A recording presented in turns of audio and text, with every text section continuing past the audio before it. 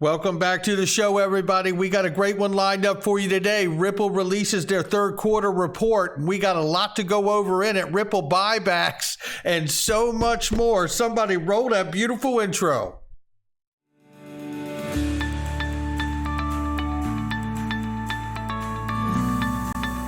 Digital Perspectives with Brad Kimes. Come on in.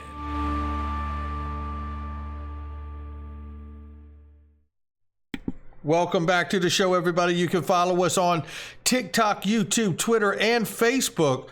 Good morning, everybody. 1 trillion point 2 say that 5 times fast. $1.02 trillion. It's actually not that hard. Yeah, it's just me. Right here, Bitcoin 20,100 plus, Ethereum 1,500, $2 over and change. XRP is 46 cents. We're up 2.9% on the 7-day. Careful what you call progress. But I tell you what, I call this progress. Look, link to for accredited investors. You can get Uphold. You can get Ripple. You can get Polysign when it's available. You can get Blockdaemon. You can get BitPay. Look, it's there. Everything that's hot, you can get it there. Don't mess around. I'm going to tell you what else you're going to get. This is a hot 3-minute clip here, and I can't give you the whole thing right this second, but what I want you to get from this is what Uphold is doing right now, and here is the new CEO, Simon McLaughlin, and shout out to Joe Endoso for this incredible fireside chat. Go watch this entire clip and the interview at link to. Check it out. To become the center of people's financial lives. We believe that people won't want one app for crypto, another app for equity, another app for commodities. Uphold brings all of the asset classes together in one environment. It allows you to trade from any asset into any other asset, even across asset classes, in one single move. And what's coming in the new year is the ability to use any asset, any balance you hold, from physical gold to Bitcoin to US dollars, to do things in your everyday financial life, such as pay bills. In the new year, you'll soon be able to get your salary paid into Uphold, and you'll be able to say, okay, I'd like 5% in Bitcoin, 70% in USD, 15% in equities. Anything you hold on Uphold can be spent instantly over a debit card, or it can be used to pay a bill. And our obsession is on ease of use. We want you to be able to do that in fewer steps with fewer points of friction than on any other app. You may have just seen this week we introduced Apple Pay and Google Pay. So Binance doesn't have it, Coinbase doesn't have it. On Uphold, you can now fund your account with Apple Pay and Google Pay. It's literally 2 clicks. You no longer have to link a card at all. And the thing I forgot to mention earlier was, when you asked me what we're about to launch, next week we launched the new Uphold card, which pays 4% back on every purchase in XRP. That will be rolled out across the United States and the UK next Wednesday. And I'm going to be getting one. I can tell you that. That is exciting. Go check out Uphold shares, SPVs on Link2's site, as well as make sure you figure out what you got to do to get that card, because that's what I'm doing as soon as this video is over. Yeah, links underneath the video. Web 5 is happening, says Jack Dorsey, formerly of Twitter. And you know what? I'm excited about what Jack is doing. And I'm excited to see what he's going to come with the Zion app here. And he talks about the fact that when you join Zion, you will assign a new DID, which is, as well as a username, is going to be identity related to, right? Digital identity related, will be secured by a 12-word seed phrase to ensure your privacy and security. Zion has no access to these cryptographic private keys. Decentralized identifiers, as the DIDs, are a new type of identifier that enables verifiable decentralized digital identity. DID refers to any subject as determined by controller of the DID private key. In contrast to typical federated identifiers, DIDs have been designed so they may decoupled from centralized registries, identity providers, and certificate authorities, specifically, while other parties might be used to help enable the discovery of information related to the digital identities or identifiers. The design enables the control of the digital identifiers to provide the control over it without requiring permission from any other party. Now, remember, also, Blue Sky is a new platform that Jack is going to be working on as well. I would imagine they were probably aiming to have some functionality between that and this app to go along with it. So it's going to be exciting to watch that happen. Now we know Elon Musk closed the deal and said, let that sink in. Elon Musk plans to reverse lifetime suspensions on Twitter users, says Bloomberg here. Very exciting changes. And I tell you, if you look at this just looks different this morning. I know I usually have it on the nighttime kind of background, but things just look cleaner this morning. We'll see how this goes. I'm excited to see what Elon's direction brings. And speaking of Elon's direction, this is from Riz here. I want you to watch this intergalactic currency, as Greg Kidd has talked about. And remember, if you're not aware, and almost everybody is, but Elon Musk came from the PayPal Mafia. He was that original crew of the PayPal Mafia where they, in fact, had a plan to design and launch an intergalactic currency, but their shareholders were like, listen, that's too far off. We don't want to fool with it, and they had to go a different direction. Very interesting and compelling, but look at this from what is going on with Starlink now. And think of all the new things that are happening, right? Jack Dorsey launches his new platform. It's going to be based off of blockchain, decentralization. Governments can't control it or censor you. That is all very positive things coming here. Controlling your own digital identity. Take a look. Let's start by clarifying the difference between a television satellite dish, such as this one, and the Starlink ground dish, which Elon Musk dubbed Dishy McFlatface, or Dishy for short. TV dishes use a parabolic reflector to focus the electromagnetic waves, which are the TV signals sent from broadcast satellites orbiting the Earth at an altitude of 35,000 kilometers. TV satellite dishes only receive TV signals from space. They can't send data. Dishy, however, both sends and receives internet data from a Starlink satellite orbiting 550 kilometers away.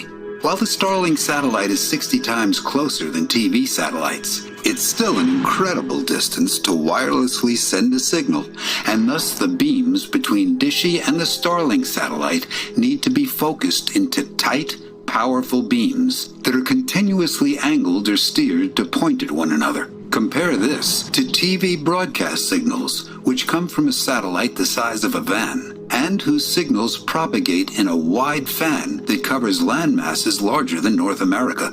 Table-sized Starlink satellites, however, need to be in a low Earth orbit to provide for 20 millisecond latencies, which is critical for smoothly playing internet games or surfing the web. And as a result, their coverage is much smaller.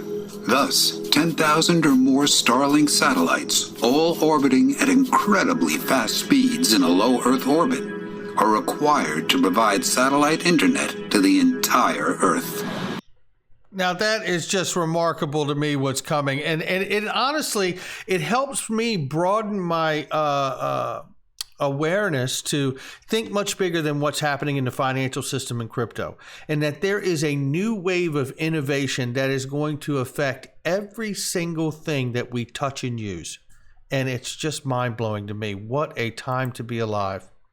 Well, I showed this yesterday and I covered it, but I want to cover it again because Brad Garlinghouse had something to say about it, and I think it lines up exactly with the tweet I put out here. Brian Armstrong calling for more collaboration in the whole industry and to get away from crypto tribalism, and let's work together. Why don't you practice what you preach and relist XRP then, Brian? Show us all how it's done, player. According to Garlinghouse, Armstrong is campaigning against tribalism while being a supporter of it, and that's how I see it as well. He goes on to put this post out here. It says, Anti-Tribalism Club. Yeah. It's kind of funny, right? Although it isn't. Ripple $100 million into this case, and most people are just now starting to realize, hey, this case affects all of crypto. They say, yeah, welcome to the party. Welcome to the game. It's second half. We're down 2 touchdowns. Ball's going this way. Jesus. Yeah, that's where we're at this morning. Ripple Labs has published its third quarter report, ladies and gentlemen. Oh boy, is it a goodie. Let's start right here. The article says right here, the first figure was hailed as a major milestone by Ripple Labs CEO Brad Garlinghouse. We'll have his comment in a second here. and it's right here. 50%, below 50%, a huge milestone. For 10 years, Ripple has focused on using XRP and the XRP ledger within our products for its speed, security, scalability for the movement of value. As more customers use XRP in their payment flows, it's clear there is real utility here. The company faced recurring criticism in the past for maintaining centralized control over the XRP ledger and the value of the XRP token. A key argument here has always been the company controls more than half of the XRP token supply, total token supply. In addition, monthly issuance from escrow and the sale of XRP into the primary and secondary markets have also been the focus of critics. In its Q3 report, the company rejects the criticism once again and referred to the consensus mechanism of the XRP ledger. Critics have pointed to the company's XRP ownership as an indicator that the XRP ledger is controlled by Ripple. This is not true. The XRP ledger uses federated Byzantine consensus to validate transactions, add new features, and secure the network, which means that each validator node gets one vote regardless of how much XRP they own. Ripple currently operates only 4 of over 130 validation nodes on the XRP ledger, marking a dramatic drop from a few years prior. Now, I tell you, the other thing I want to take a look at, and I have the Cube report right here, ladies and gentlemen. We're going to look at it. This is what I want us to start with right here, and it's right here. Q3 2022 was a stronger quarter for on-demand liquidity as Ripple entered new markets and customers continued to leverage ODL for use cases beyond individual payments, such as treasury and bulk payments. Things are getting bigger. Notably, Ripple partnered with Travelex to launch ODL in Brazil, which will initially allow transactions between Brazil and Mexico. Brazil is a key market for Ripple given the importance as an anchor to business in Latin America. Though through this partnership, Travelex Bank can offer more affordable cross-border payments to their customers by eliminating the need for pre-funded destination accounts, while delivering near instant settlement and providing 24/7, 365 access to liquidity. New and existing customers announced their use of ODL for treasury flows, including FOMOPay, a Singapore-based institutional digital payment solution provider. A longtime customer, Remit, one of the largest non-bank remittance service providers in the Philippines, which also filed for an amicus brief. By expanding its use of Ripple's on-demand liquidity solution, iRemit is now able to improve its cross-border treasury flow with greater access to liquidity and real-time settlement. Now, wait for it. Here we go. Disciplined, responsible stakeholders. Q3 sales and purchases. Last quarter, total XRP sales by Ripple, net of purchases, were $310.68 million versus $408.90 million USD the previous quarter. Ripple has continued to sell XRP only in connection with ODL transactions.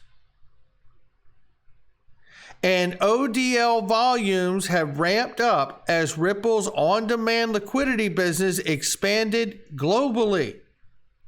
As has been the case since Q4 2019, Ripple did not conduct programmatic sales, which means we did not sell to retail exchanges that are not ODL partners, and has no plans to do so going forward.